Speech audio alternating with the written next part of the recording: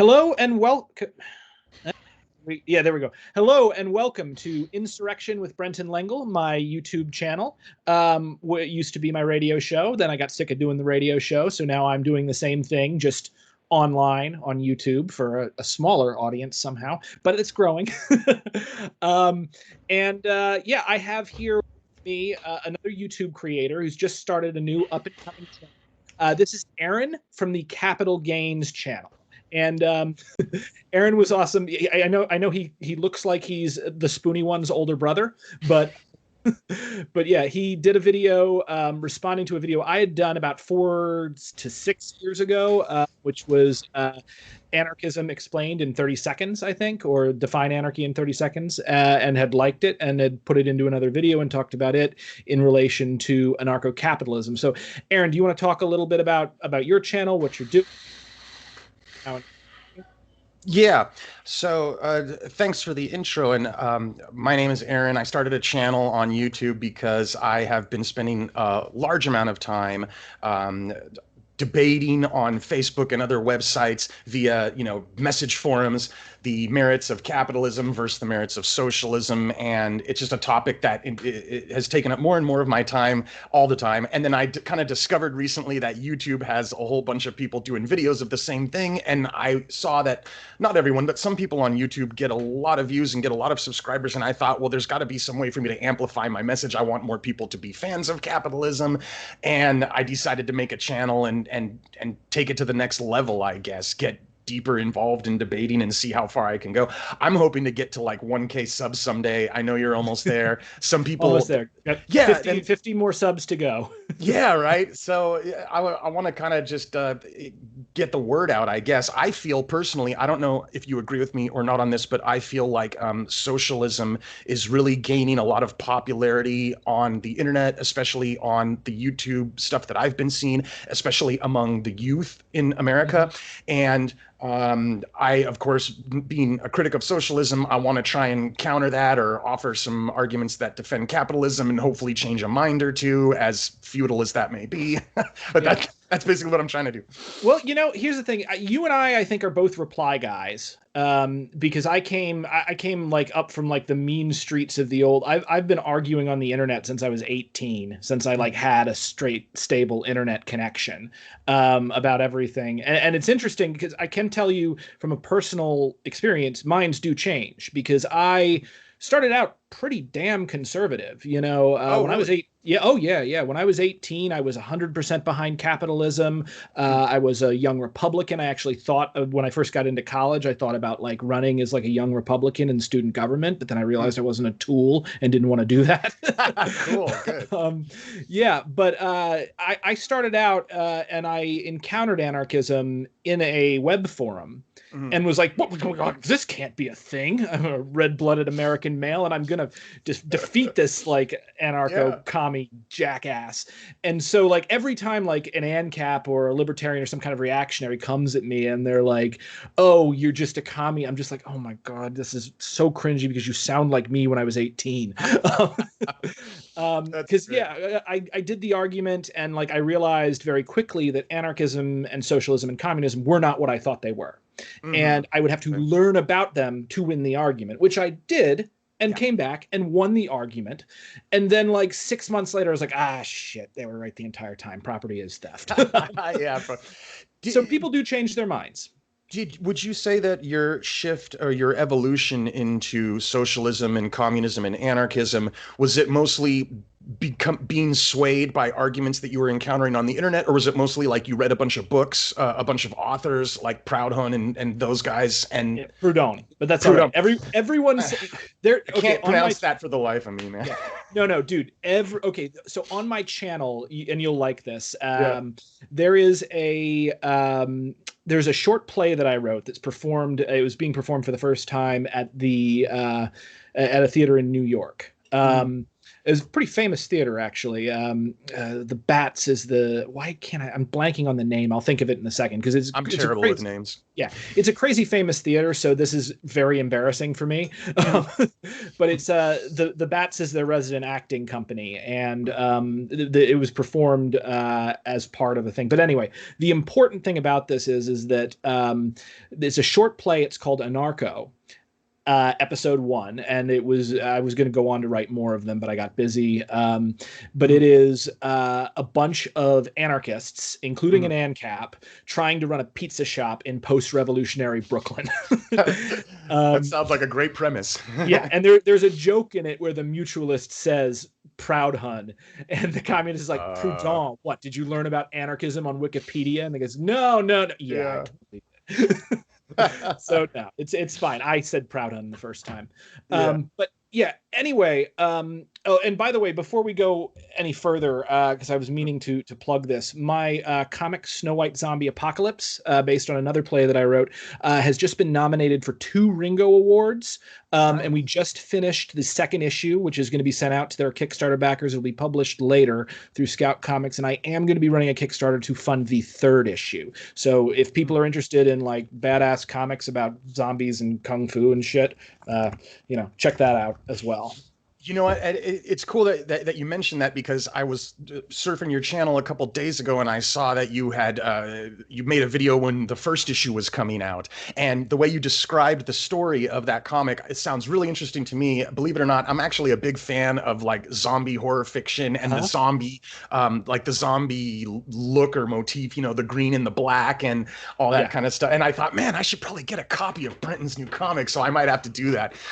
Yeah, well, you can give to the Kickstarter, and you can get everything from like a physical copy of the book or a digital copy, or some people buy cameos in it, all this goes to so that I can pay my artist. Oh, wow. Yeah, to actually continue to bring the book out, because that's unfortunately where the business is right now.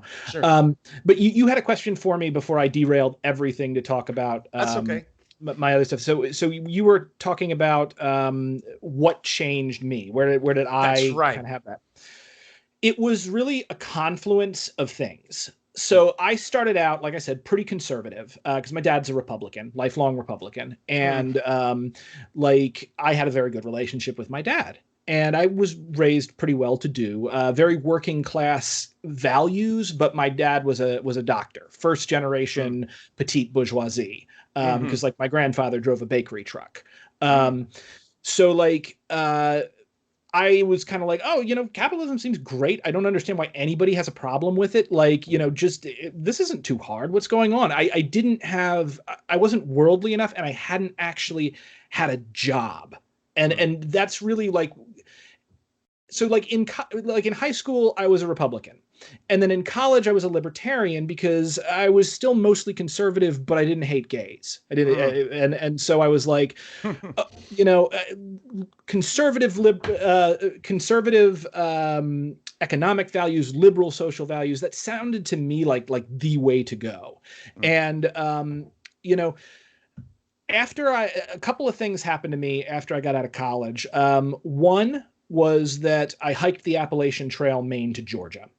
And I hiked through 2,200 miles of wilderness, where I was carrying everything on my back. And the community there, like, that's really one of the things that really opened me up to anarchism, because like 20 miles out in the woods, there's no police. There's no law, and people at home are scared of it. But honestly, like, you're safer there than pretty much anywhere else, including on your freaking couch in most towns or cities, and the whole community, like, everybody brags about how little they have. Like, we compete over that to see who can have less. Yeah. Everything is like, if it doesn't have 2 uses, you throw it out. And the whole community runs on random acts of kindness from strangers. So I would walk from like town to town, and I'd find like a cooler filled with beer and candy put out just for us to take some.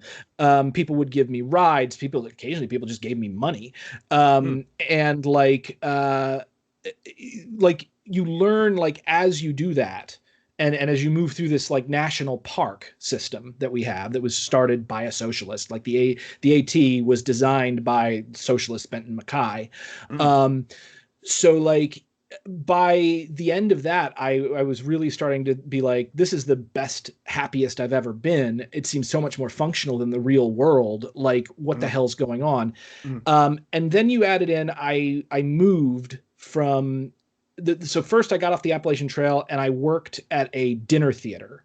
mm, Um, and the people, I thought it was like my dream job going in, but like the place was run in an extremely authoritarian manner, uh, like a cult almost at times. The mm, guy who ran it was really abusive and amoral, particularly towards women. And they worked us mm, like 60, 80 hours a week for a salary that they assured us was just above minimum wage. And then they made us turn in all of our tips.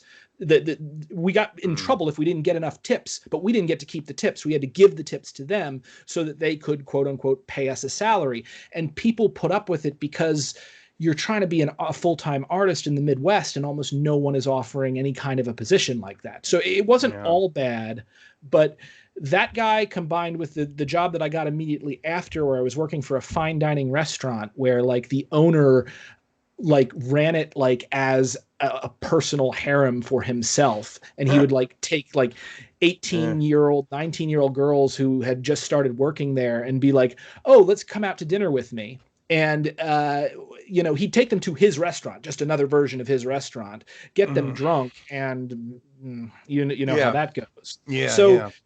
I had these two really bad experiences, and then I did probably the worst thing that anyone can do if they want to remain a capitalist, is I moved to New York City. At like the center of freaking power and capital in the world. Yeah. And the city is massive, and like the buildings are huge and so imposing, and you feel so incredibly small, and rent is through the roof, and everything is heightened in New York. Mm, So kind of around the time, I had these arguments and I'd started reading about anarchism, and I had the inkling that I wanted to start writing about anarchism.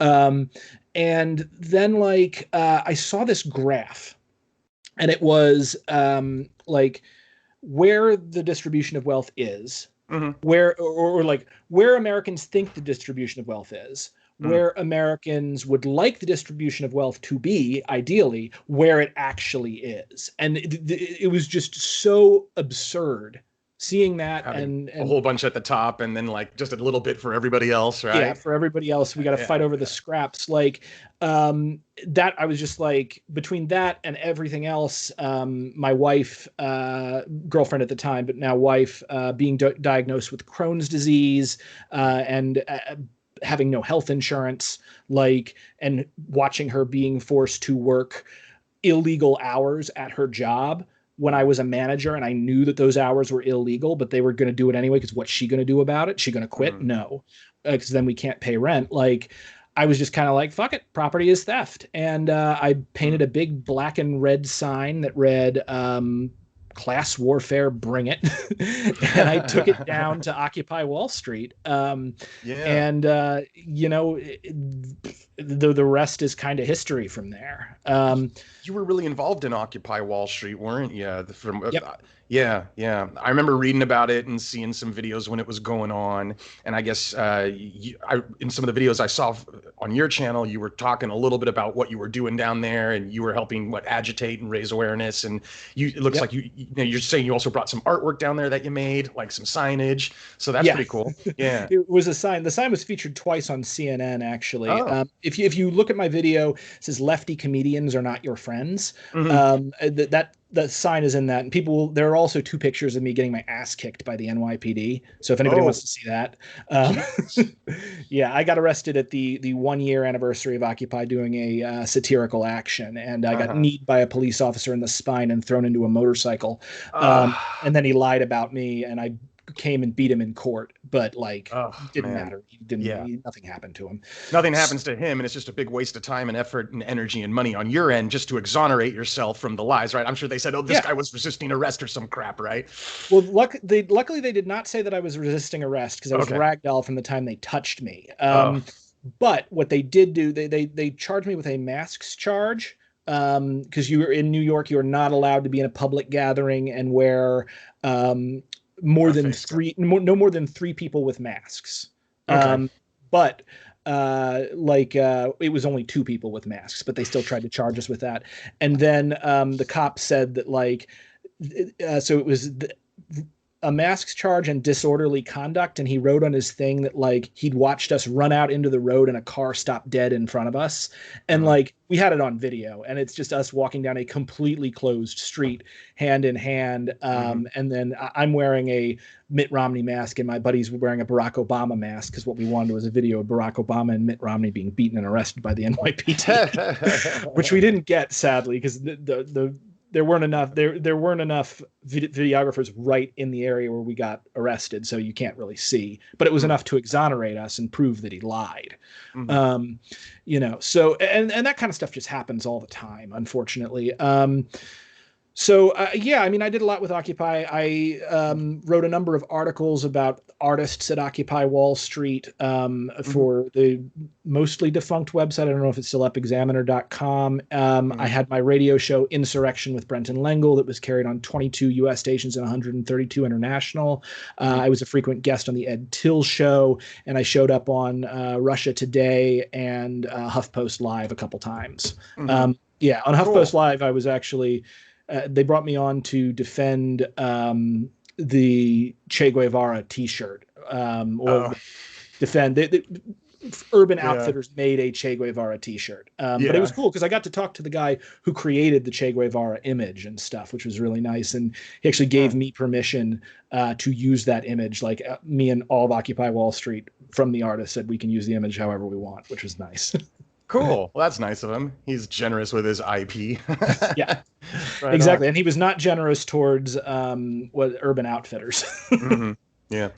So Occupy Wall Street, but you were probably more or less an anarchist by the time the Occupy Wall Street situation started happening in downtown New York, right? But I was an anarchist. Yeah, I was identifying as an anarchist in 2010. Yeah. And Occupy started in 2010 to 2011. Yeah. So, but I got more into it. I think I was at my most radical probably 2014-ish. Okay. Now, Occupy Wall Street, I remember that was a lot of criticism about not only capitalism as a concept, but also specific things that were happening, right? In terms of the economic crash, the government's response to it, the bailouts, the fact that everyone had to eat dirt while the rich people were getting bailed out by the government and things like that. That's pretty accurate, right? Yeah. I mean, that was the fact that it happened. I didn't really have a problem with the bailouts, but what I did have a problem, because I do think they actually worked, surprisingly enough. But the issue was that no one went to jail, and if you do that, all you're doing is you're incentivizing them to do it again. Yeah. And they will do it again because they made a ton of money off those bailouts. They sure did. Yeah, there's at some point I don't know if I ever get the onus to go after Goldman Sachs. There's a breakdown that I got partially from my own analysis and partially from reading The Great American Bubble Machine by what's his face? He writes for Rolling Stone. Great writer. Matt Taibbi.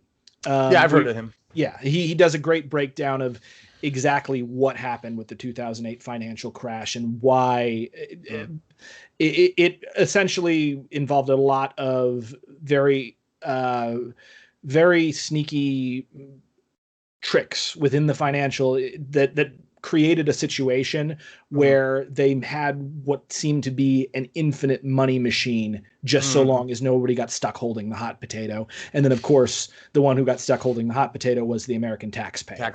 Yep, the taxpayer. That seems to be how it usually ends up. The taxpayer usually gets the shaft, I think. You probably agree with me on that. And, 100%. Yeah, I find myself, when I get into the nitty gritty and details with a lot of leftist anarchists, anyone who's on the non-authoritarian side, whether left or right, I usually find myself agreeing with them a lot in a lot of things. But then it's always I agree this was bad. But then we find that I find that we have like totally different ideas on how we should stop that in the future or how to address the problem. You know, like the big banks are bad. You know, the financial crash was bad. The Wall Street greed was bad. And then I'm sitting here going, well, we need more private property, and the leftists will say, no, we need less private property. Right? And I'm like, well, man, how could we want the same solution and have such divergent opinions on how to get there? You know, and that's a well, I mean, fascinating thing for me. yeah, it's a very complicated issue, and there's a lot of propaganda out there on both sides. There's a lot of there's good arguments on both sides, and there's a lot of freaking dumb arguments on both sides. So it's it can be very difficult to just go through the weeds on. You know, and I will say, aside from like the ANCAPs and, you know, libertarians who went fascist when the alt-right, you know, came up, like the Christopher Cantwell types, I found that a lot of ANCAPs tend to be good people who are like properly motivated. I think they're just a little confused about a few things. I feel like I definitely feel like I personally want to see an economic and social system that does the greatest amount of good for the greatest amount of people possible. I've heard you say that you have a great respect for like individual autonomy in a lot of your videos, and I feel the same way. And of course, you know, I don't see that like there should be some sort of arbitrary ceiling on wealth accumulation. I don't see a problem with private property, but at the same time, I do certainly feel for the, I don't want to say like the little guy, but for the average Joe, you know what I mean? Yeah. And I do believe that a rising tide lifts all boats, you know, which I think is distinct from the trickle down kind of thing that people talk about. And it's just funny how it's just funny how there's these two completely different approaches. Sometimes I wonder, well, gee, maybe there's merits to both approaches. Maybe that's why most economies are mixed. I don't know. But then when I look, it could be, you know, it could be a dialectic. You know, that's that theory of change. I think it has some issues. Like I think dialectical materialism, is like Marxist dialectical materialism, is way too limited. But also I think like a philosophical ideological dialectic, probably, I think it's a mix between the two. With how society moves forward. I don't know if you're into dialectics or if you're familiar with that type of philosophy. Oh, a little bit. I've read some Marx, and I've read about dialectics on the internet, but frankly, I don't feel like I've read enough about it to dive deep into it, or like go toe to toe with someone who's more familiar with it. But sure. And to be fair, I have a very surface level understanding of dialectics. The reason I know about it is I had to study it because it affected story structure. Like if you watch the movie Frozen, is actually a really good example of, I've seen it. It's a really great example of a dialectic, because you have the Elsa character, like by the way, that's my favorite Disney movie. It's the only one that gets magic right, because magic is freaking dangerous and mysterious. Nice. and cold and frozen. It is. If you see, I'm wearing a Rob Stark shirt. Oh, cool. So, Game of Thrones. But like I really love what they did with Frozen, because, you know, you see how it happens with the two daughters at the beginning, in that Elsa is forced to tightly control herself because of what she can do, and doesn't speak to her sister. And similarly, the sister, as a reaction to being shut out by essentially her best friend, and then the loss of their parents and all, goes the complete opposite direction. So you have Elsa being very much, you know, keep it in, don't let them see. You have Anna just being like, let it go all the time. Which, of course, you know, she runs into a guy and immediately wants to marry him, because and you can see why the character's been like that, because she's been so stifled and has this really strong outgoing personality.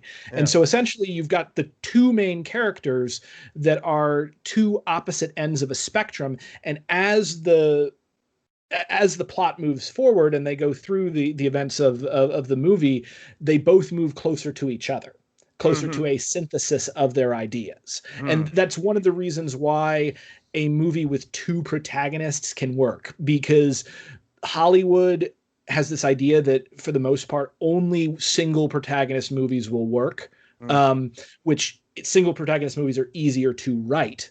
But if there are story structures that can be used, like a Hegelian dialectic, that do bring about a thing, because both of the characters are almost kind of the same character by the end. Like they aren't the same, but thematically, two opposing forces have been brought together into one. I see. I gotcha. You know what? That's interesting. Thinking about these two characters as, personifications of these dialectical concepts where they seem so divergent, and then through the progression of the story, they eventually, I don't know, merge, or they meet towards a middle. They find some common ground at least. Exactly. Yeah. And I mean, like, there's a great, if you read, there's an essay called the Parable of the Divided Island, where it's, I think it's David Graeber writing about his encounters with ANCAPs. And he kind of talks about it. He's coming at it from he's a little condescending in it, I'll warn you guys. Sure. But he's coming at it from a idea that a lot of the differences between ANCAPs and classical anarchists are differences that would be worked out in practice. And he does it by imagining an island divided, like ANCAPs get one side of the island and classical anarchists get the other side. And they're essentially, like, he argues that the classical anarchist would win, and he's a bit of a partisan there, but sure.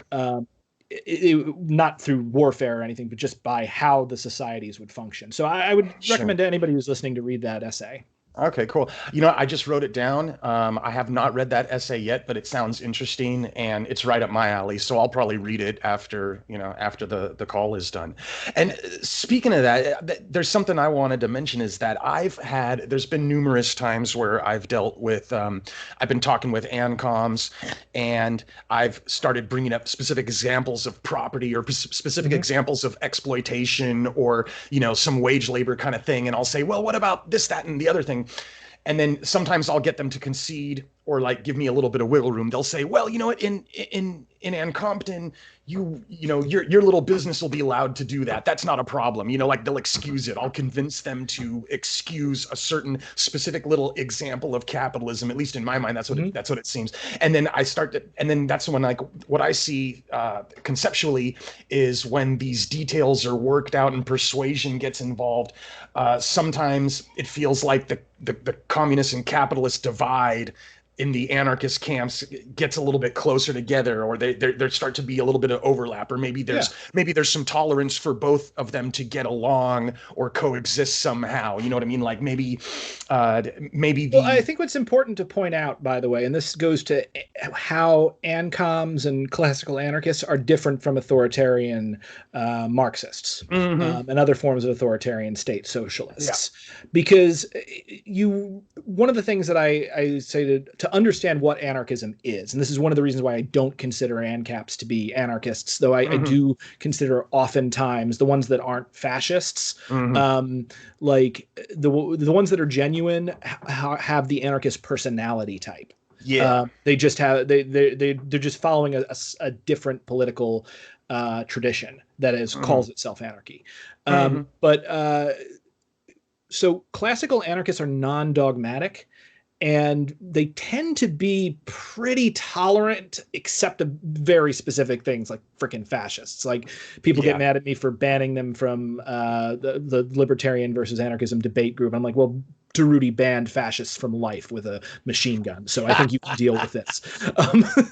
But like, if you look at, for instance, the Spanish Civil War, and how in people who genuinely wanted to be independent were treated, they were allowed to continue to be independent. The issue that the anarchists had with the various farmers, they didn't do so much forced collectivization as, if you were a small farmer, small landowner, and you worked your farm yourself without employees, or with a few employees who voluntarily chose to do that rather than join the collectivized farming and working aspect, they were fine with that.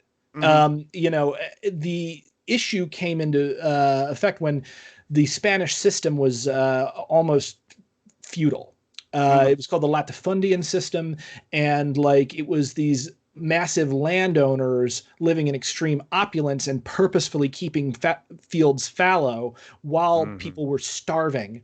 While Yeah. the lower class in Spain was treated like absolute garbage, because like this is like what's really important is that like black people who were Marxists, most of them were Marxists, came to Spain during the Spanish Civil War to volunteer in the Abraham Lincoln Brigade. And there's like a famous black nurse who lived in like the antebellum South, or like the Jim Crow era.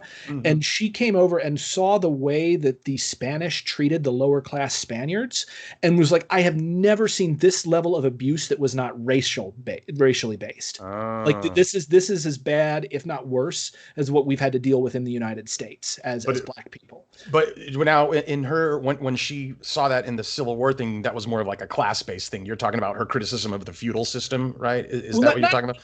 Not just the feudal system, but the attitude that the Spanish aristocracy and the Spanish upper class latifundians had towards the day laborers and the other peasants. Like, yeah.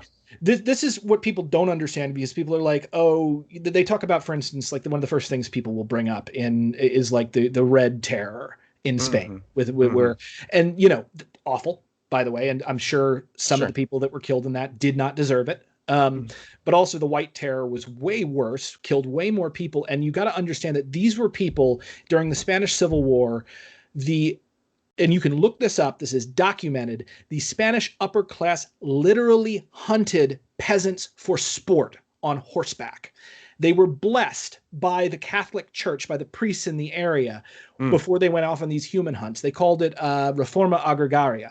And they call it that because the peasants wanted agricultural reforms. And so here's your agricultural reform. We will chase you down on horseback, murder you, and dump you in that little plot of land. Now you get some land. Now that you're dead. Yeah, it's absolutely monstrous.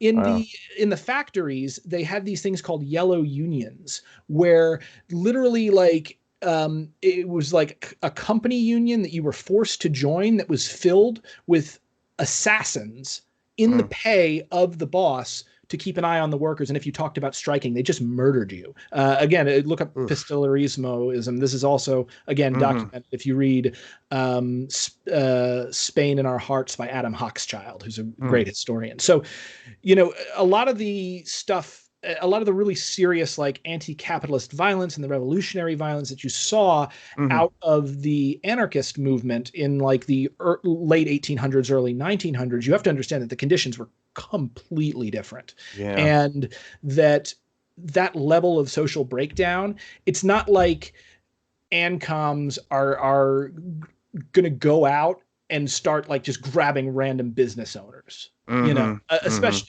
the issue is less a ideological one and more of a, are you hurting people? You know, are you taking advantage of people? Are you coercing people? So I feel like, again, this is something that would probably be worked out in practice with the right libertarians who are honestly not coercing anybody. I gotcha. And so, yeah, it kind of comes down to, like you mentioned, property and private property, more private property. You also have to understand that socialists consider private property something very different than libertarians. Yeah, that's right. I've been told a lot about the differences between private property as defined by a socialist versus, you know, personal property as defined by a socialist. I have a problem with the personal versus private property distinction, and I'm sure you've heard this from ANCAPs before, where it's like, well, you know, it's arbitrary, and you know, private property is just arbitrary. But you know, it's like, well, you know, private property is just personal property that makes widgets or something like that, you know. But what I think about the property, personal versus private property, is that it's like when we talk about property rights, we're not talking about like whether a piece of property has a pool in it, or has a widget producing machine in it, or has air conditioning, or has a big parking lot, or is just a small farm. What we're talking about is like the relationship that the people have to that property. And if there's going to be like a definition of property that's principled and universal, then it would apply equally to any kind of property, whether or not there is a pool, or whether or not there is a widget producing machine, or whether or not that property has the capacity to, have employees or workers work in it. Sure. You know what I mean? I'm going to point something out here, though. And this is this is actually why you should read Proudhon. Specifically, he has an essay called "What is Property?" And this is where Proudhon famously says property is theft. But he also says property is liberty and property is impossible. I was just going to mention that, because I always hear people tell me, he says property is theft. And then I'm like, well, I remember, and I haven't read that essay. I will soon, but I have read excerpts of it. And you're right. He does also say, he condemns it and praises it at the same time, right? Yeah. It's a dialectic. And I think what's important is to understand so legally speaking, in the United States, there are only really two legal definitions of property. There is private property and public property. Public property is owned by the state. Private property is owned by non-state actors. And that's all you get. And in a certain way, that's kind of by design, and it's very limiting. So socialist philosophy expands on this. And people will say they get butthurt, and they'll be like, "Oh, you're changing words, you're destroying words. It's just like Orwell, 1984." When you take something and you add to your ability to describe the world, that's the opposite of what was going on in 1984, which was where they took words and tried to limit the ability to describe. They shrunk the dictionary. They didn't expand it. Yeah, that's right. Exactly. So you have when you have socialist ideas, and a lot of socialists, I think, do a really shitty job of defining what private property is, and what it does seem very nebulous. And it's because socialism is based in the workers' movement, and it tries to use like arguments about like surplus value to differentiate. And I don't think that's a good idea. What I put forth, and this is my personal opinion on how to differentiate personal property from private. Private property is the property that is owned by one party, but is not possessed by that party, and is not used by that party.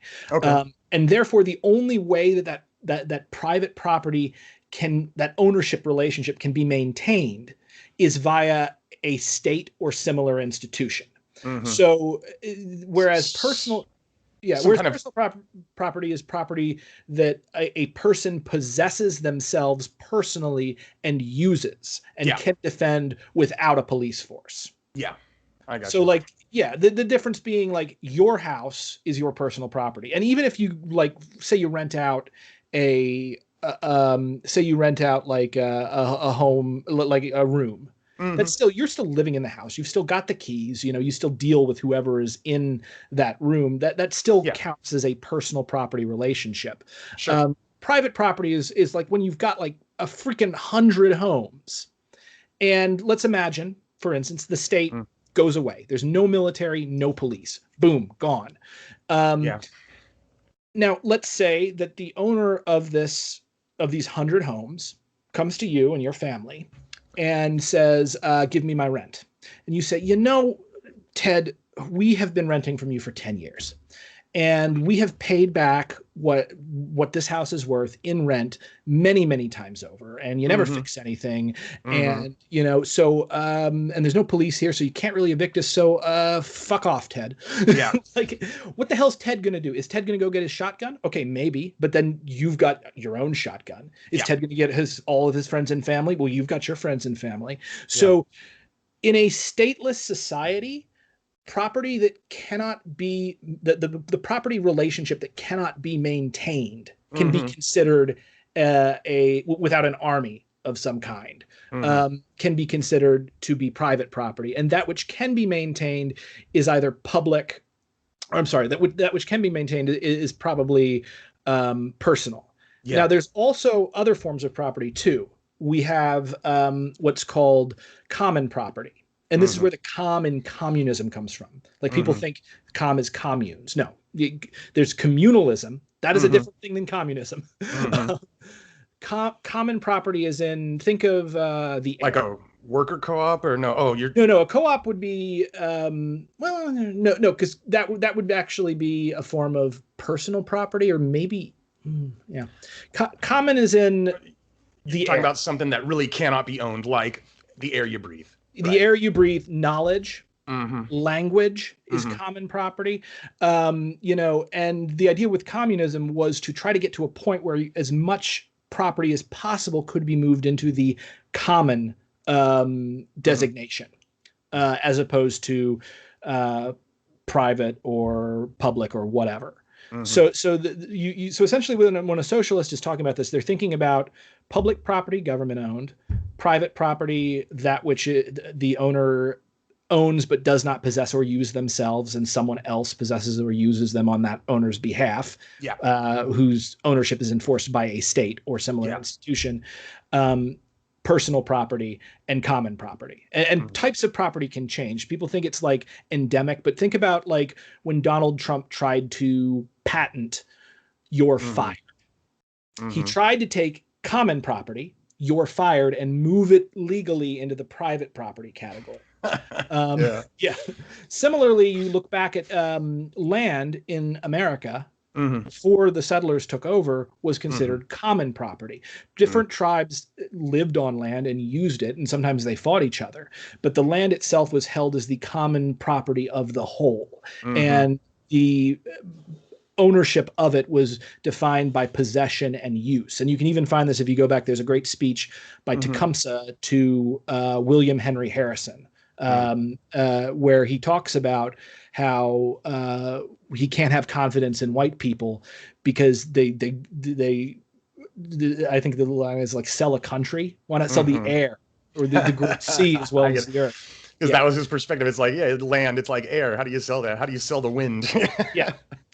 And so like, yeah, and in fact, and the Americans were saying, well, these tribes sold us this land, and he's like, well, they didn't have any right to sell it to you. Mm-hmm. And what was really funny, actually, interestingly enough, in this is a lot of the time the sale of land to white people by natives didn't, like, either they took advantage of the fact that they didn't have a concept of private ownership of land. So like they say, like, Manhattan was bought for a handful of beads. Really Mm-hmm. what happened was white people came in and said, hey, can we hang out on that island? Here's some beads. And the Native Americans were like, thank you for the beads. Anybody can hang out on that island. And then they're like, haha, we've got it. Yeah. It's ours now forever. Oh, it's ours. Yeah. Yeah.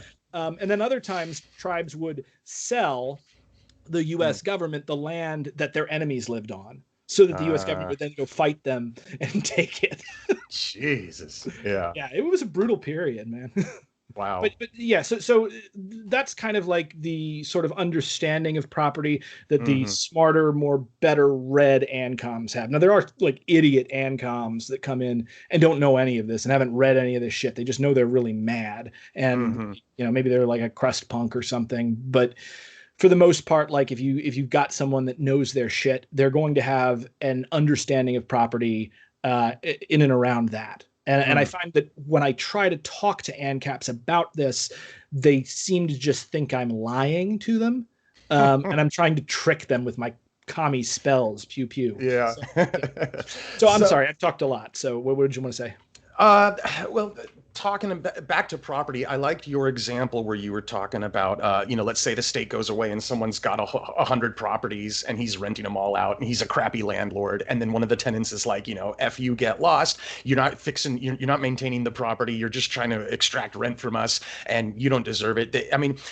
I see that as, interestingly enough, I see that scenario as being compatible with an ANCAP type of situation where someone's claim to the right of ownership of something can be challenged based on their upkeep or usage of it. And by usage, I mean the landlord taking care of the property. It's his responsibility to maintain all the stuff there at minimum, right? I feel like private property, the concept of private property, the way the ANCAPs frame it, does allow for abandonment claims to happen. You know, this property's been abandoned. We're taking over. It's ours now. We're going to make a claim to it. You know, now absent the state, here, another thing that I think is that absent the state, you're going to have I perceive that you would have fewer of these big landlords, the big, you know, evil ones that are just super wealthy and have, you know, 1,000 properties that they barely manage, you know, because the thing is that without a state, you are correct that it's you're going to have to take on the personal costs of maintaining or defending that property, right? So you're not going to be able to have the state subsidize the defense of that property for you. So in the same way that you won't have banker bailouts to make banks stay big and super powerful and like oligarchical, the same thing would apply to a landlord or property situation. In Ancapistan, you're going to have allowances of private property, but I feel it would be on a smaller, more decentralized, more horizontal system. There would still be some vertical stuff here and there, but you would see a lot more instances of people managing, you know, 5 properties and fewer instances of big corporations managing 1,000 properties, right? Don't you think? I mean, possibly. The thing that worries me about this is so there's a lot of times I find that ANCAPs will do this thing where they imagine the state goes away, but also imagine the state is still in, like, things that the state does that they don't notice, they think will still be there. Like for instance, when they talk about like private security, for instance. Now, first of all, what's very interesting about this is like Rothbard acted like, and maybe he really did come up with the idea on his own. Like he acted like he was the first freaking guy to ever think about like private a la carte security. But you know, but the fact is that that's how policing in the North started. Business owners they paid private mercenaries essentially to recover their stuff, and it was an awful system because it was really corrupt and it was really expensive. And usually what would happen is that the private police forces would get deals with criminals. So the criminal would go steal a bunch of property and then just hand it over to the cop, and the cop would take it back for the reward, and the criminal would get a cut. So the business owners, so the business owners actually all got together and said, this sucks. Like, I got an idea. Let's make cops public servants. And we'll get the taxpayers to pay for part of it too, and it's not going to cost us as much. And then you've got other people paying attention to them, and it will become less corrupt. And that's the first police department in the North. That's the Boston Police. So like this whole thing where like private police have defended, it's already happened. What has happened historically also is like, let's take something like really lawless, like the West with stuff like the Pinkertons. These private security companies will fight each other, and they fight to sort of like, there's a power vacuum when the state goes away. Because like right now, you know, the private security may be relatively polite compared to the police, but that's because they are licensed and controlled by the state. The state goes away, and they're going to compete to try to claim the state's power. And whichever one wins becomes the new state. What really has me worried, and this may be a bit of an extrapolation here, but if you look at, for instance, how prison labor is slavery. And let's presume we have private courts, private prisons, and a private security company. All that really has to happen is the private security company, the private prison, and the private court system have to merge. And then all they've got to do, they have every incentive to lock up as many people as possible, give them the longest sentence possible, and put them to work. And you have a modern slaving state. And, you know, they couldn't do this to everybody. They couldn't do this to like the upper tier of society, or even necessarily the middle tier, but like homeless people, like minorities, black people, like they will lock up every lawbreaker they can and put them in jail for as long as possible. And I see nothing to dissuade that behavior in an anarcho-capitalist model, because of the focus on like the individual shopkeeper and the focus on like private property and the non-aggression principle. So I feel like there are a lot of pitfalls in practice that anarcho-capitalism does not take into account. Now, in an anarcho-communist world, how would they stop something like that from happening? Imagine, if you will, there's I know that now some ANCOMs have told me, oh, there won't even be prisons or there won't even be courts. I don't know how far you go in that direction, but I think, frankly, that there would have to be some sort of, way of solving disputes peacefully, right? Some sort of de facto court, if you will, a people's court of some kind. But there would be, there's going to be at least one unrepentant serial murderer in Ann Compton that's going to have to be locked away. Sure. Maybe the prison population will be smaller there, but someone's going to have to get locked up because they're just going to be a danger to society. So in a situation and some like that, sort of violence will have to be used, like institutionally. We don't want. To some degree, right? But now, like, and Capistan, I would, my quick answer to your concern there would be like, look, consumer choice. If people feel like they're not being served properly by this security company, by this arbitration court, by this penal system, they're going to take their dollars elsewhere. They're going to stop using them to apprehend violent people or something. There's going to be a revenue hit for this company, and the company's going to have to shrink accordingly. But what kind of answer would Ann Compton provide to prevent that same sort of thing happening to them? How are they less vulnerable? So I'm going to give you two things really quickly. So first off, check out the website killercoke.org. Because, spoiler, Coca-Cola hired mercenaries to murder union leaders in Nicaragua. Absolutely disgusting behavior. I know about this, and I still drink Coke. The thing is that businesses, a lot of the time, the public, especially like when you have the separation from a business that like comes when a business is incorporated and like traded through like a stock company. Like one of the world's first joint stock companies was the East India Company. The British East India Company. And they did some of the most monstrous stuff in the world. They starved in 1 year, they starved 10% of the Indian subcontinent to death. And that was just 1 year, one famine that they caused. They went around the world essentially doing this to every country until they broke on the rocks of Afghanistan, because Afghanistan is where empires go to die. So reliably too.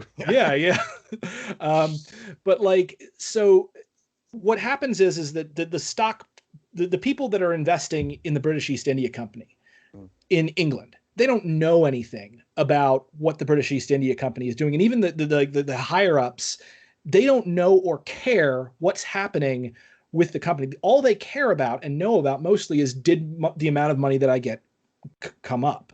And so you've seen stuff like that, or like with Leopold II's Congo Free State, where I think it was 20,000 Congolese were murdered, while the whole country was the private property of Leopold II. Like, what happens is there's this separation that occurs where what happens to these people isn't real because we don't see it and we don't feel it. We only have the relationship. Our brain can't comprehend it. It's awful. I was sick to my stomach, when I found out about the workers in the Foxconn factories who got so depressed that they literally jumped to their death. But guess what? I still have an iPhone. And if I can't escape it. Exactly. And if I've still got the iPhone and I'm the guy paying attention, what do you think like the average Joe on the street is going to be paying attention when these companies are throwing people into prison? Humans, like, their brains can't get around it, especially not when they are actively incentivized to not to not recognize the problem. Because if you've got like a financial reason, if you love Amazon, for instance, you're not going to want to hear bad things about Amazon because you don't want to stop using Amazon. So I feel like the actual social structure needs to, there needs to be more changes than just individual actions within a market with dollars. Now, as for my answer on that, because I think what's important is to look at history and how anarcho-communists and anarchist movements like the Zapatistas, like the CNT-FI, like the PKK YPG in Rojava, how they have handled this problem of collective security. Now, some people will consider the PKK YPG because it's democratic confederalism. Some of them consider it more left libertarian, but not anarchist. I say close enough. Maury Bookchin was an ANCOM, then got pissed at the other ANCOMs and out ANCOM'd them. So like, and that's what they base their stuff on. And, from what I can tell, they were one of the better fighters against ISIS. So it seems to me that the system that they have is able to handle these problems, at least in the short run. Now, the long run, we'll see. But this is what I would say. One of the important things to do is not just to destroy the state, but to destroy the ability and incentive to create a new state. So I think what can serve as a bulwark against this kind of consolidation of power is when we break down like an anarchist militia, for instance, you make sure that these are non-professional soldiers and that they are protecting the community that they live in. They may have rank, but they don't draw different pay. They all have other jobs other than being just security forces. And that's even assuming there's still money, because I would like to do away with money. If there's no big man who can rise to the top, what you've got a situation where not only is a psychopath or someone who's greedy or ambitious in a negative way, not only is there no executive position that they can occupy to gain that kind of power, but also even if there were some sort of position they could get to, what are they going to do with it? What are they going to buy? Where's if you eliminate, I try to think about like what I want to do with regard to wealth and status and power in our society. You think about it like a mood stabilizer. If you eliminate the high highs and the low lows, what happens is that you can keep things more harmonious and even keel. And you don't have people starving on the streets, and you don't have people living in ridiculous opulence. The metaphor that I would use to describe this, and smarter people than me can go into like the really nitty gritty because I'm more of an abstract ideas guy. Think of a power vacuum as a literal vacuum.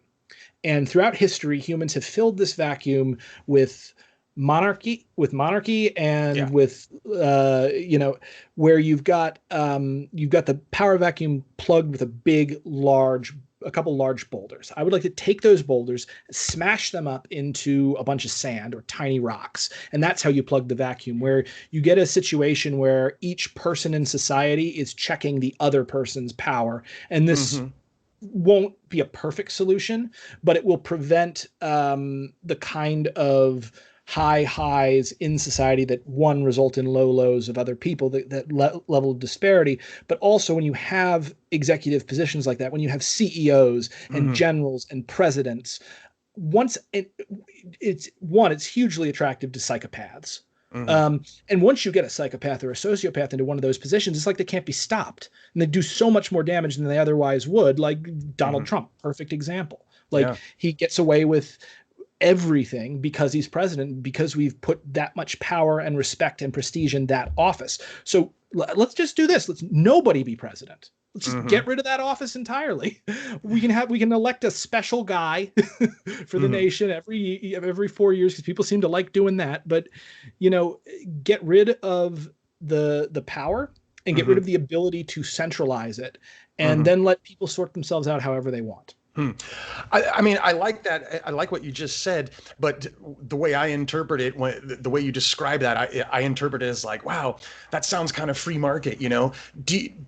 But I know that you like democracy as a concept. Do you Mhm. feel that democracy should be implemented on a macro scale, like on a large scale, on an economic planning scale, or do you feel like democracy should be contained more into like individual workplaces or individual communities, and then, you know, and like, would there be room for competition in that regard? Would there be room for some Sure. market activity on a macro scale? And then everyone just checks each other with democratic processes in individual organizations, or Yeah. how would Well, that play well, out? okay. So democracy, and I saw that because your thing, one of my critiques of it, you said democracy is two wolves and a sheep voting over what's for dinner. Yeah. And my first criticism of that is, why do they have to vote if there's two wolves and a sheep? Yeah. The wolves are just going to do what they're going to do. They don't need to vote. Yeah. um, so democracy. So first off, what's important to understand is, like, when I talk about democracy, I'm not talking about Republican democracy. And I Mm, don't think there could be any centralized, massive form of democracy that's nationwide or worldwide in a stateless society. sure. Who, like let's say you have a Senate, that or even a dictator. Let's say there's a guy, he says, I'm dictator. Everybody has to do what I say. Is there a military? Is there a police? No. Okay, shut the fuck up. Nobody cares what you have to say. That's right. Like, so like, I would figure the way democracy would work, and you should look at how the GA worked in Occupy Wall Street. Mm, And GAs are an anarchist or classical anarchist thing. They were very popular with syndicalism, hmm. where a general assembly, everybody gets together who is involved in the community or the venture that's going on. Everybody that's associating with each other comes together. They talk out their problems and they vote. And Hmm. some problems, they may have a constitution of some kind that everybody's voluntarily agreed to. So Hmm. some votes may require total consensus. Some votes may require some votes may require full consensus. Some may require simple majority rules. Hmm. It's going to be on a case by case, community by community basis. Hmm. And I think that's the only way it can be in a stateless society, because there's no one forcing people to associate with each other or go anywhere or do anything. Yeah. um, Now, so the version of direct democracy, and that's really what I support, is direct democracy as opposed to representative democracy, Hmm. Hmm. liberal representative democracy, would be that. And if we had to go on like a larger level, like for a national thing for whatever reason, I would prefer to see like it's kind of like representatives, in the sense that Mm, certain, if you look at the syndicalists, certain like if one business has to deal with a bunch of other businesses, that business will get together and vote and decide on who their representative is going to be to deal with them. hmm. But the Hmm. thing is that, again, this guy is still a worker. It's not his career to deal with Hmm. all these other people. Because what happens is when you make someone a senator, when Hmm. you make someone a House of Representatives, a politician, Hmm. they are no longer a member of their community. Mitch McConnell doesn't give a shit about Kentucky.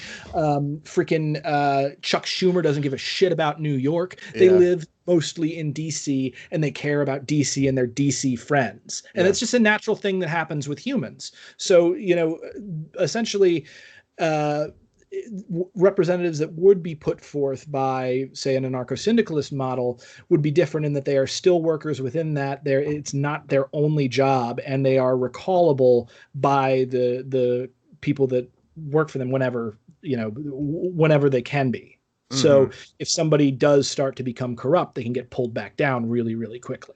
Again, I Hmm. don't think it's a perfect thing, because humans Sure. have this thing. It's called the monkey sphere, or Dunbar's number, where we can only recognize 150 or so individuals as actual individuals, and everyone else is just grouped into an abstract. Yeah. Um, Yeah. so Jeez. there's definite problems to deal with, but I think that that approach, like, again, what's important is, if you want to understand how this might work in practice, look at how it's been done in practice and see where they have succeeded and where they've failed. Mm.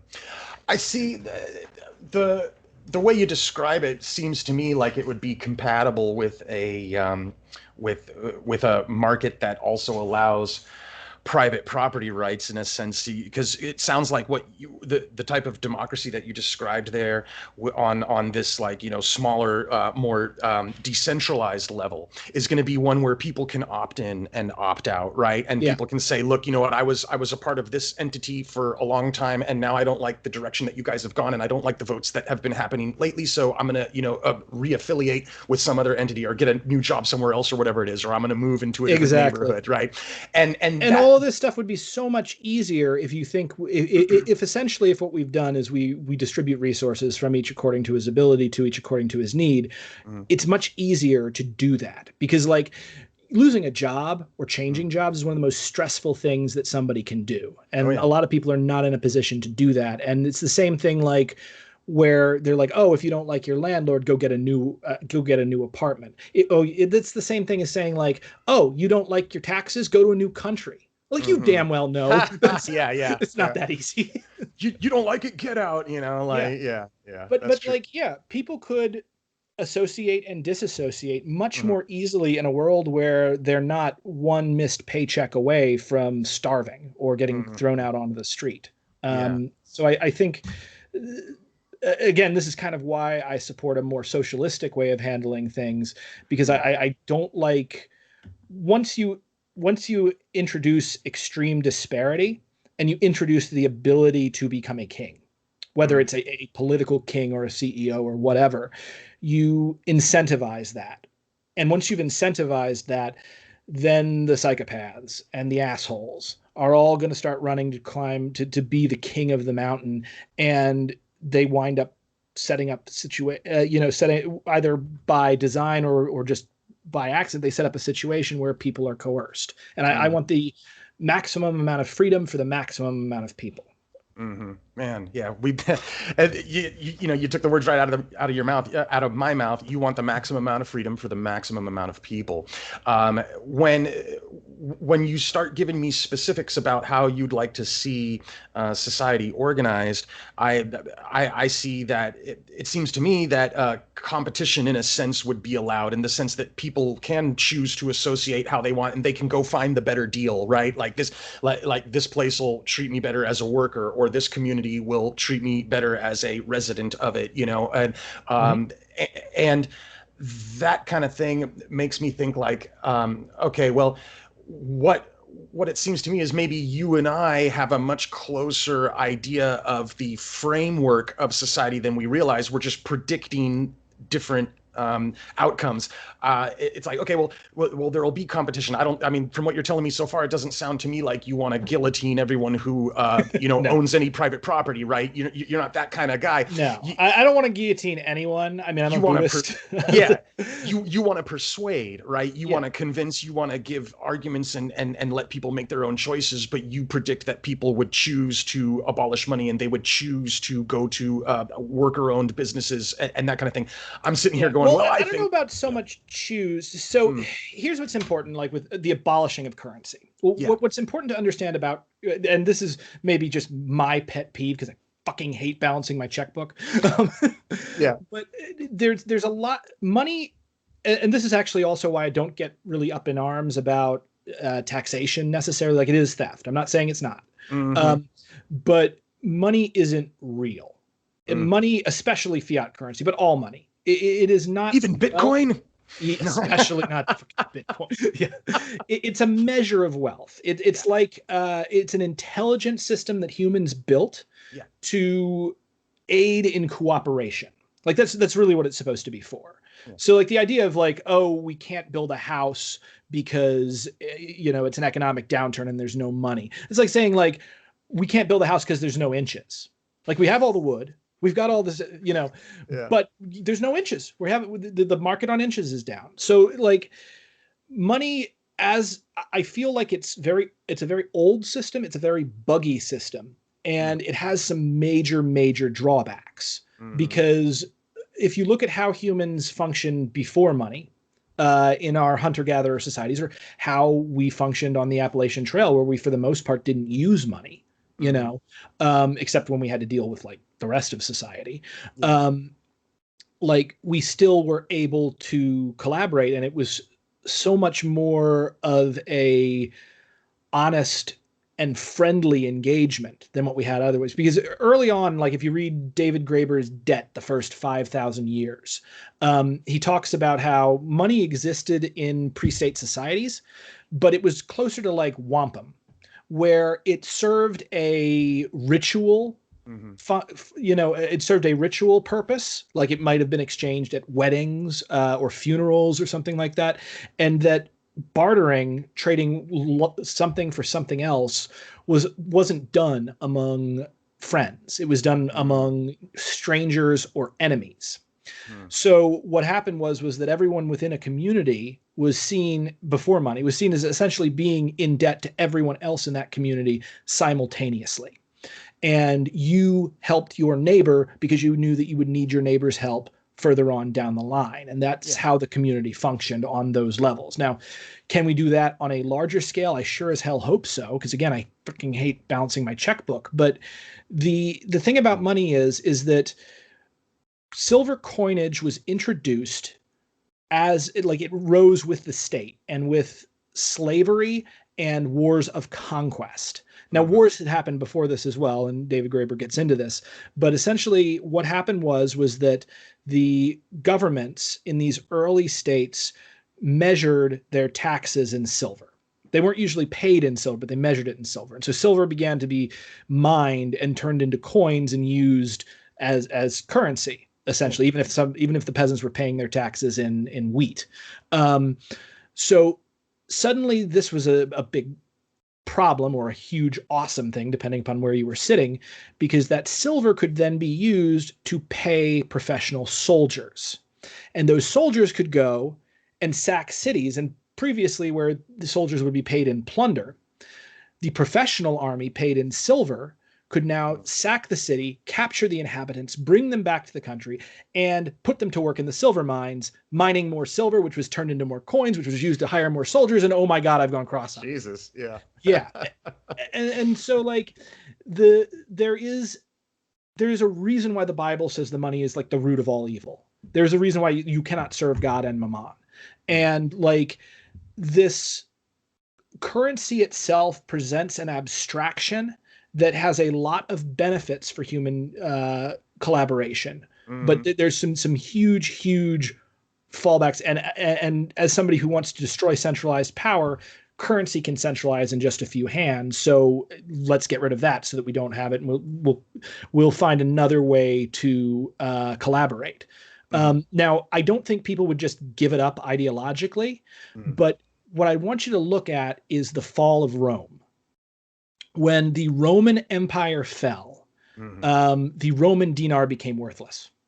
And as a result, people started organizing in feudal societies. Now, I'm not saying we go and do a feudal society as a result of that, but one of the interesting things that happened was because the coinage lost all value for a number of years, far fewer people died in wars.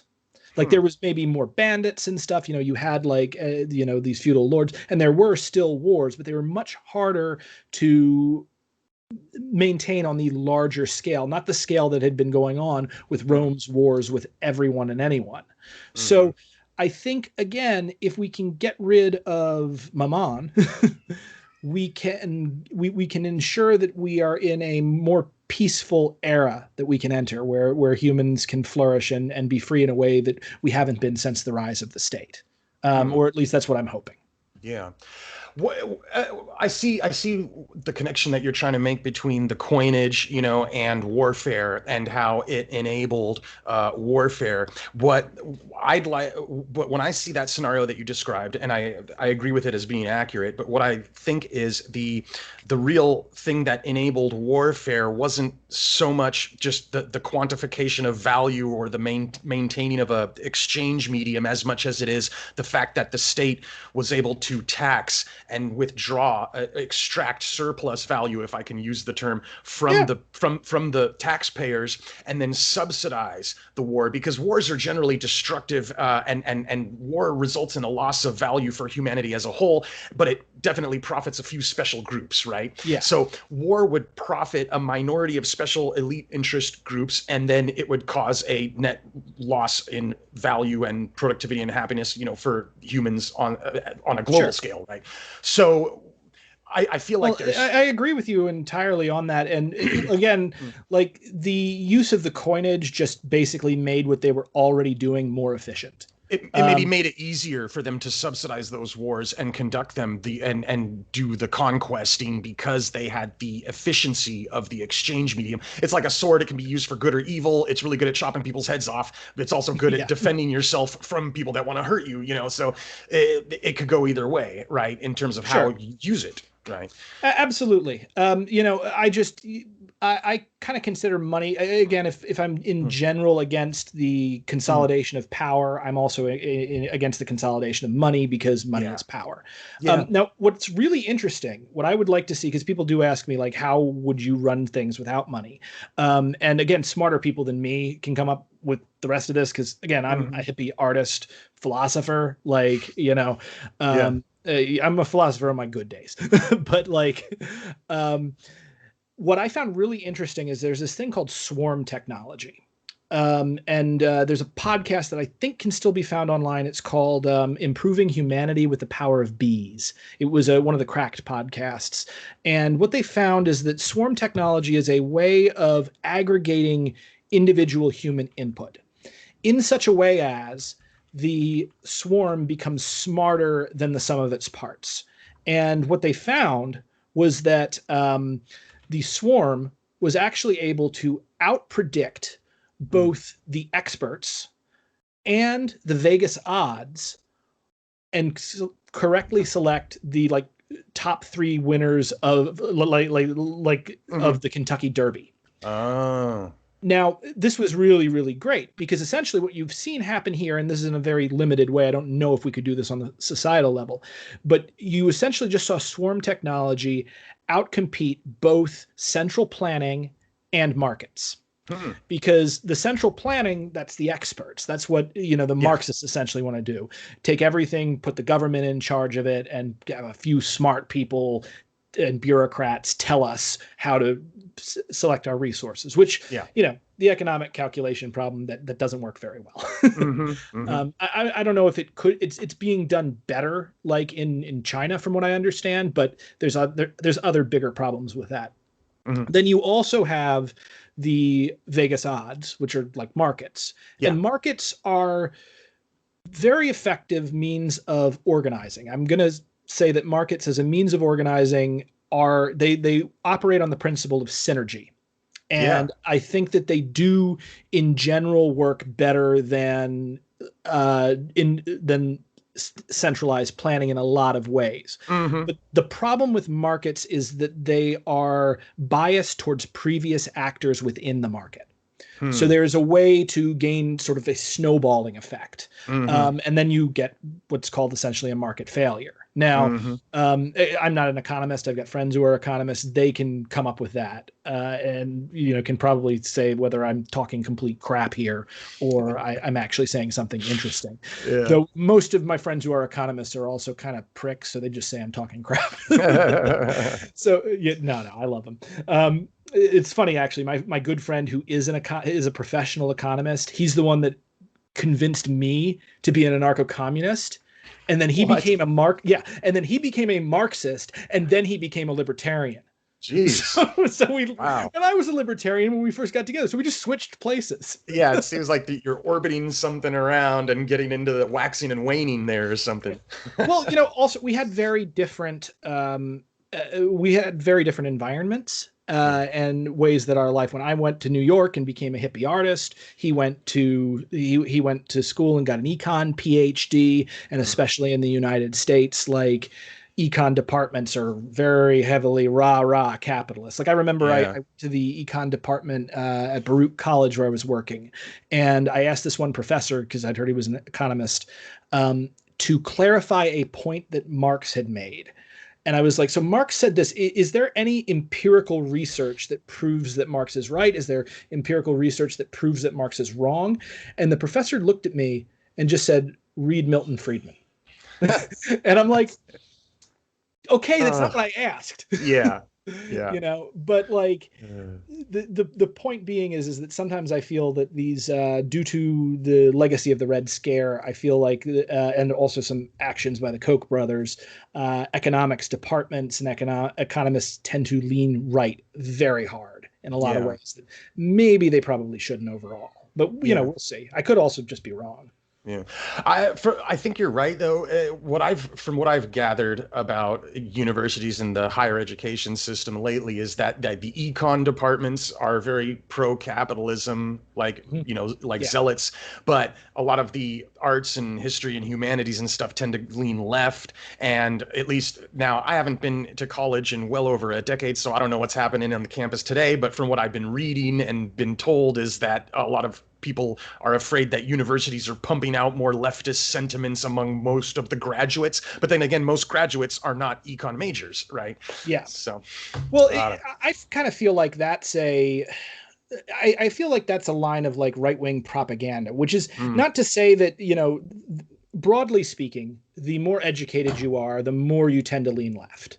hmm And the less educated you are, the more you tend to lean right in a traditional conservative, like yeah, liberal direction, not like yeah, radical Marxists or anything like that. Um, as far as like Jordan Peterson's, there's all these like professors casting their evil postmodern Marxist spells on students and turning them into Antifa super soldiers. hmm That's simply not the I case. And don't think that's true either. yeah, Yeah, yeah. yeah, there's in fact, I think there's empirical research that shows that's not happening. hmm But this is also interesting because yeah, socialism is becoming much more popular. Part of that, I think, is the economic crash in 2008 in the hmm millennials generation, hmm like the generation. But also, I think it's like a fight over the minds of the Zoomers, and there's a big problem in that we are we are the most educated generation in American history, and the Zoomers are going to be even more educated than us. And so, some billionaires like the Koch brothers and like the who's the other one? It's the Koch. I'll remember who the other one is, but it was the one behind. Soros or no? No, not Soros, but the one behind Turning Point USA. Um, Uh, yeah, what they're doing, and I'm sure Soros is also doing something because he's invested in still being a billionaire. yeah. Um, they're pouring a lot of money into propaganda aimed at staunching the leftward swing of the younger hmm generation. That's why you have Turning Point USA. That's why Yes. you've got freaking Candace Owens. That's why you've got Charlie Kirk. hmm And so like I really feel like the alt-right was one of their like first experiments at this. And then the other stuff, like you hmm can look at the Koch brothers, like the what they have funded within the universities, a lot of it is just propaganda. Yeah, I'm not a big fan of, and I'm familiar with Turning Point USA and a lot of those kind of propaganda mouthpieces, I guess. I'm not really big fans of them, despite the fact that they claim to support capitalism, because they defend a lot of ideas that I'm not cool with, like nationalism Mhm. and what is this insular kind of thing where they don't want like they oppose immigrants, they want border walls, they want a big military, and I'm like, no, no, all of those things are really bad, and all those things are very authoritarian. Yeah. And I feel like, and this is one of the reasons I feel like I have a lot more in common with libertarian socialists and and non-authoritarian leftists. I feel like they're like on some level we need to put a united front against the authoritarians on the left and the right of the authoritarian thing, because I have a lot more in common with you than a Marxist, and I have a lot more in common with you than I do with some alt-right Nazi. That's the way Yeah. I feel like I stand. No, I think you're totally right. Now, I Yeah. will say, so this is you kind of touched on something that I've been so like I've got a friend Caleb Maupin that I know hmm from Occupy Wall Street, Yeah. and he and I are friends. We covered the Cecily McMillan trial together, and if people want to know more about that, look at my "Don't Trust Lefty Comedians" hmm video.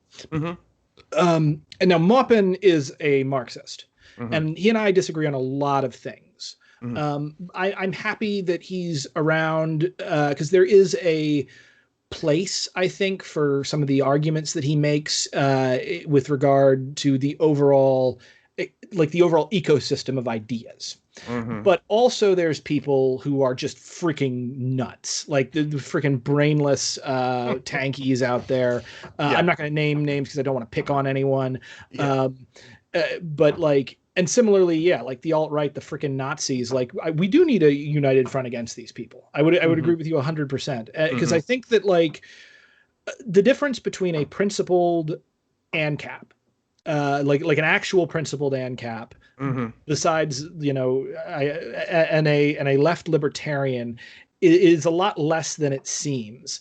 Yeah. The issue is that there is there's a lack of trust, and then Mm-hmm. there's also a lack of like cultural signifiers. There's Mm. a really good essay. I'm trying to remember what it's like. I can trust anyone but the other team, essentially, where it talks about like Google, like red tribe, blue tribe, Yeah. and essentially like America is structured basically into, broadly speaking, people who are more, Republicans and people who are more Democrats, Yeah. and though there's a gray tribe in the middle that tries to reject both of them. And some of them are culturally a little closer to the red side, and some Mm. of them are a little closer to the blue side. Mm-hmm. Now, what makes me unique and why I can kind of talk to people on both ends is culturally, again, I'm working class and I started out very conservative. So I Yeah. oftentimes will get along with Republicans if they're not like a fucking Trump psychopath. Yeah. Uh, I will get along with Republicans who are not fascists better than I will get along with like Democrats sometimes. Uh, Democrats piss me off. But like the thing is that what we need to do is when we're talking and trying to collaborate and trying to communicate, what's happening is that we're also throwing out these cultural signifiers and people are using terms, and what happens is that like the jargon that you use mm-hmm. will oftentimes be used to dismiss you. So there are ANCAPs that will say, this guy said from each according to his ability, to each according to his need. Don't listen to a goddamn thing he has to say. Yeah, You know, he's a commie Marxist tanky. yeah, Yeah, even though exactly. that's not the case. Yeah. Yeah, and at the same time, right libertarians may use like something like, let me think of some jargon that you people use all the time. May start talking about the NAP, and Mm-hmm. some fucking asshole on my end will call you a fascist just for saying that. Yeah. You know, and the thing is that what's happening here is there's not communication taking place.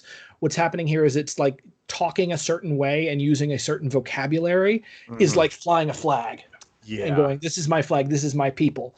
And Yeah. so what appears to be debate is really just dick waving.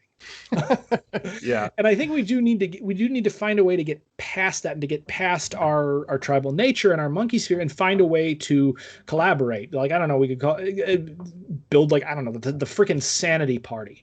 Yeah. Because like, I don't know if you've looked out your window lately, but shit's getting crazy. And Yeah. there's no reason. I mean, there's reasons for it, but we really should not be in the most prosperous nation in the history of the world. We Mm-hmm. should not be having these kinds of problems.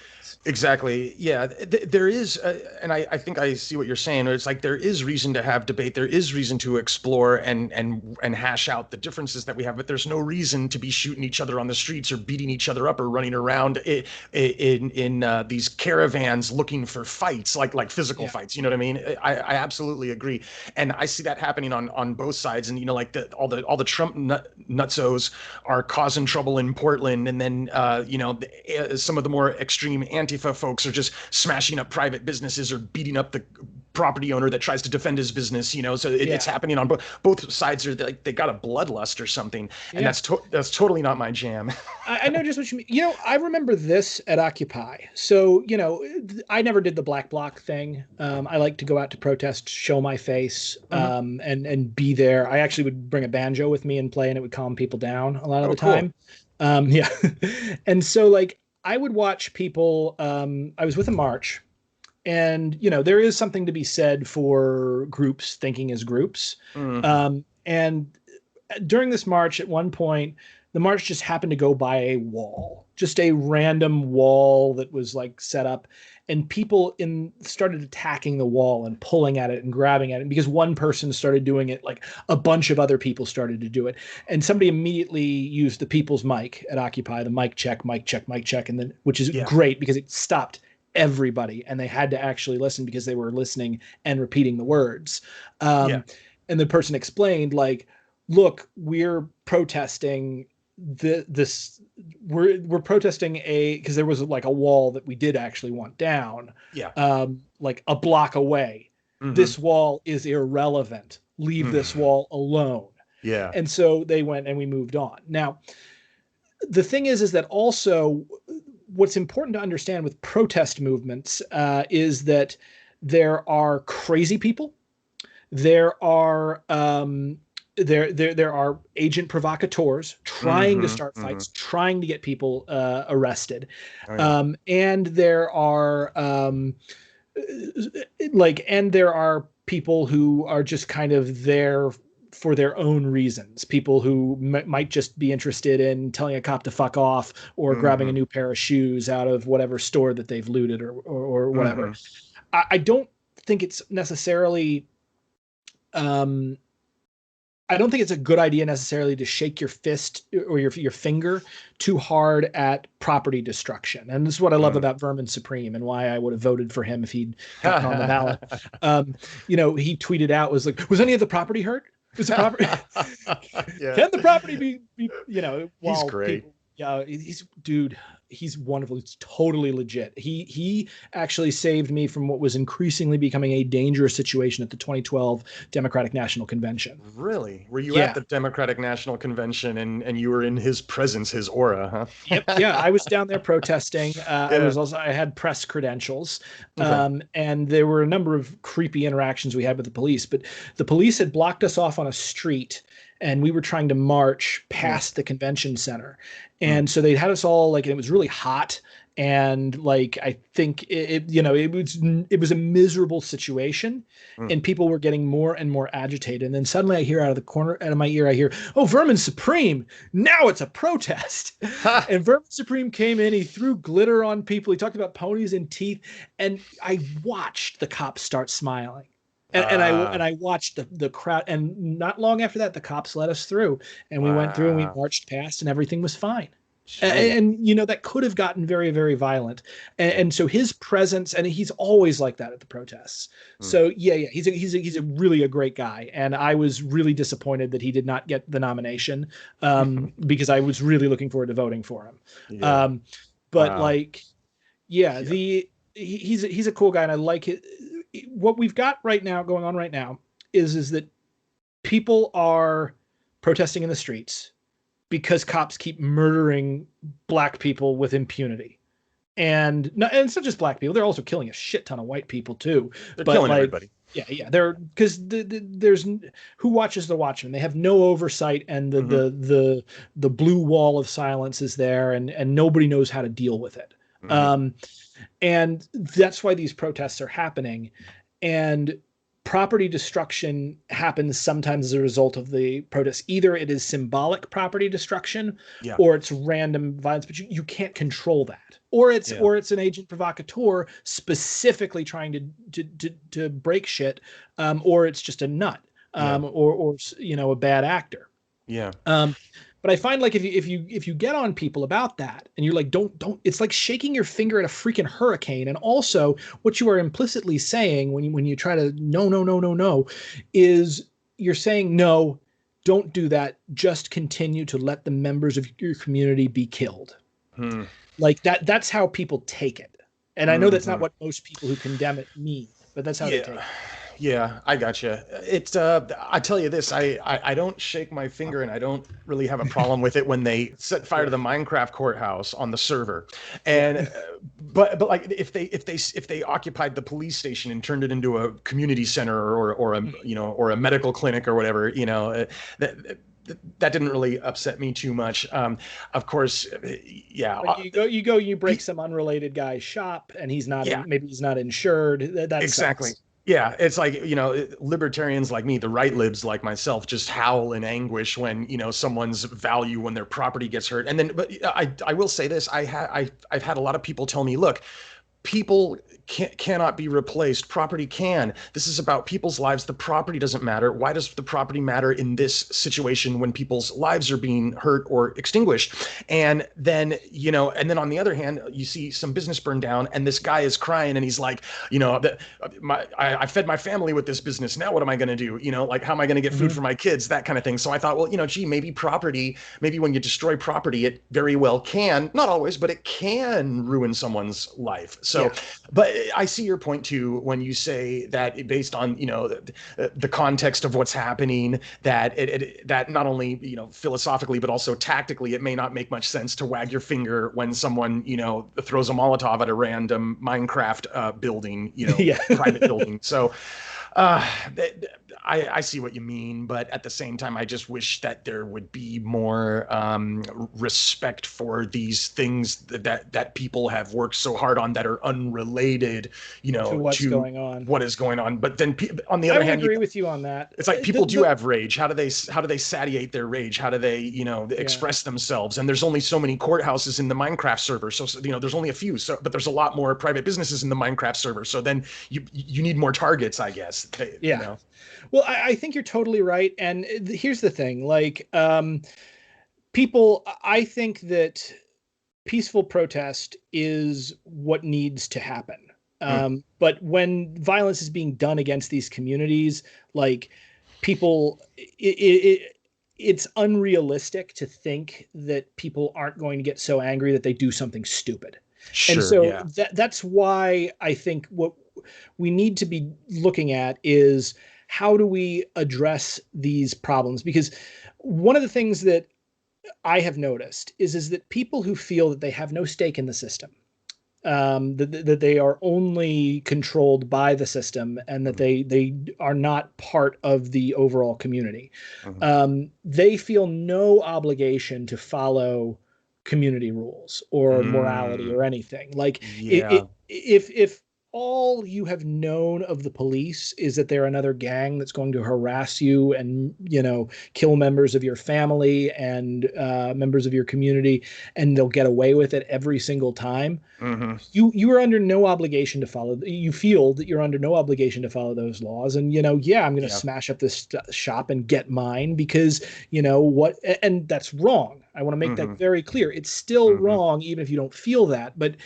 you got to meet people where they are. And so I think, one of the things is that if this country treats these riots as a wake-up call and goes about and finds a way to give these people a real stake in the community,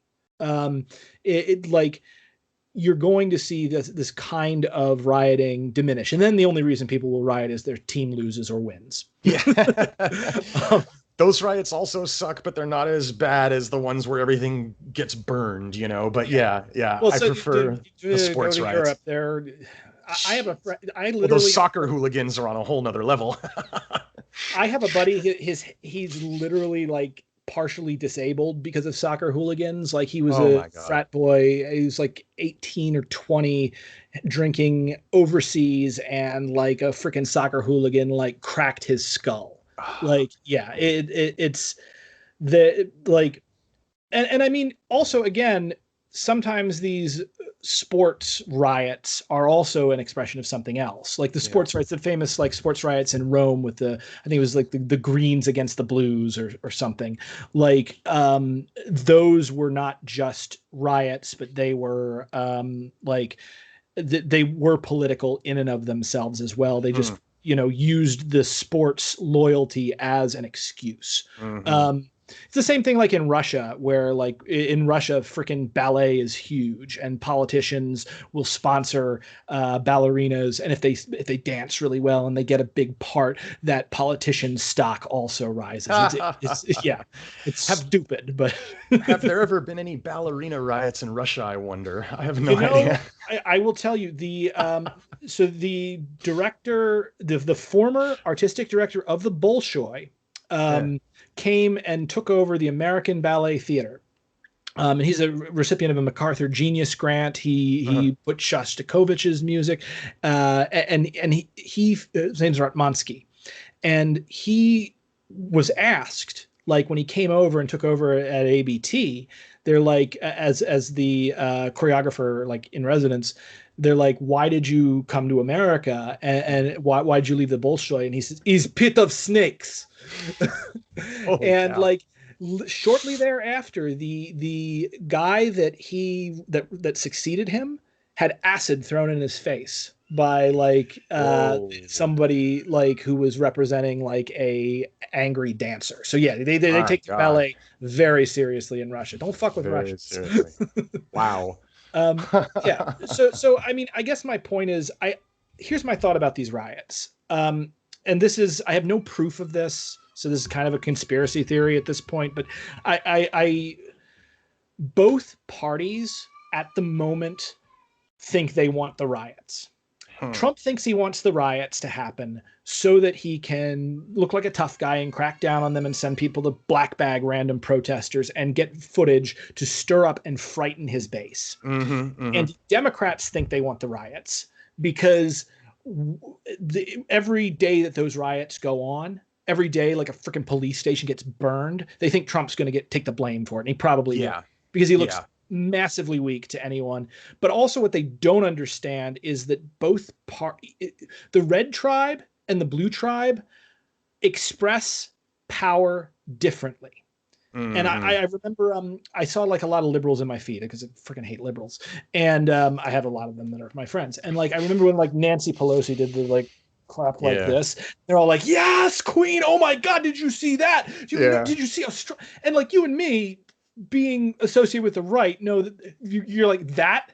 That is that is how you dick wave. Yeah. Like, that's your show of power. That was like, that's one of the most pathetic things I've ever seen. And so, like, the right expresses power very differently. So it's really going to depend upon, I think, when it comes down to it, and I'm pretty sure at this point Trump is going to lose. I can't imagine, with the economy down and freaking pestilence and riots, I cannot imagine him winning that election. Especially, I think that Biden's like 10 points up. But also, you know, the Republicans are pulling a bunch of dirty tricks, and they've sort of perfected ruling as a minority party. So who knows? And also, a lot can change between now and November. You may be surprised to hear that, of course, my first choice is to have no presidents. But if you know, like, if a gun's to my head and I have to choose Biden or Trump, I would go with Biden. I think Trump is worse, and as actually just for a lot of reasons. But one of the big reasons to me is economically. He does all these trade barriers. He does all the tariffs. I hate all that stuff. I hate tariffs so much.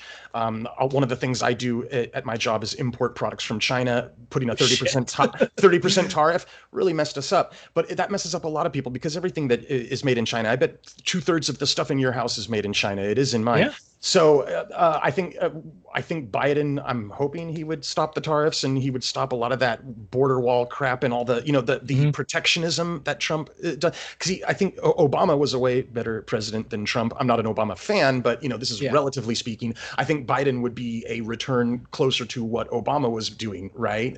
I think definitely. I think definitely. You know, I was always a Bernie guy. Bernie is the closest I will go to supporting a politician, but like, I will be voting for Biden, even though I hate the man. I will be voting for Biden in November, like, assuming there are voting booths to go to and everything hasn't been burnt down. But like, cross your fingers. Yeah, Biden is not a fascist. Trump isn't smart enough or principled enough to be a fascist, and I hate fascists beyond all measure. So if I'm saying, like, he's actually worse than a fascist, but he is actively aiding and abetting fascists, and he is destroying like, just the checks and balances, and he's an incompetent manager to begin with. So plus, I just fucking hate him. Like, he's fascist I hate that man. adjacent. He's fascist. He's a little closer to Mussolini in the fact that he's just a dumb guy. Like, except, again, like, I assume Mussolini believed in something. You know, But so this has been a great conversation. I had a lot more fun. I intended to only speak for 45 minutes. It's been like an hour and a half. So Time flies, man, yeah, when you're having fun. absolutely. But I do have to get back to my family. So Sure. why don't you plug your pluggables real quick? Where can people find you? You can go onto YouTube and right now just look for the Capital Gains Show. Unfortunately, I think I'm not the only one that has the name Capital Gains on YouTube. So you look for the avatar with the big fat ANCAP with the flag behind him, and he's laughing and he's got his man tits hanging out. That's the one. What You know what you what should I'll do? Spell it capital with a K. Oh yeah, that's what I should do. Well, how about this? If maybe I'll send you, Brenton, a link to my channel page. I don't know Yeah, if and you I'll want to put put it in that the in the description. description, and I'm going to put your channel in my description too. But I don't have anything else to plug yet. But what I will say is that I started my channel with the intent of debating socialists and criticizing socialism. But I also feel that a big part of that is actually reconciling the dichotomy, the separation between libertarian socialists and the right libs. And I feel like you and I actually show that we kind of agree on a lot of stuff, and not on everything, and we don't necessarily agree on methods, but we agree on goals. We agree on a lot of different principles. And I think understanding each other's sides is a big part of reducing riots and reducing strife and bringing acceptance and tolerance and understanding, and like we both said, it's going to help bring the maximum amount of good to the most amount of people. Yeah, So absolutely. And I think that's what we're all looking at, a saner, more compassionate world where yeah, people are free to do what we want to do. yeah, yeah. I have an instinct. I instinctively bristle at business, and again, this is also just Hmm. because of living in New York City. Yeah. And also like as an artist, I tended to rub shoulders with the 1% more than enough because they're the only ones that can fund us, and I like some of them. I really do. Hmm. And some of them I'm like, oh my god, you're just the most ridiculous people on the It's a planet. mixed bag. Yeah, it really is. Humans are complicated creatures. So this has been wonderful. This is Brenton Lengel with Insurrection with Brenton Lengel signing off. Please like and subscribe to my channel. When I hit 1,000, I'm going to do another poetry reading for you guys. It's going to be awesome. You're going to love it. And I look forward to speaking with you again. Yes. Capital Gains. All right. Thank you so much. It's been a pleasure.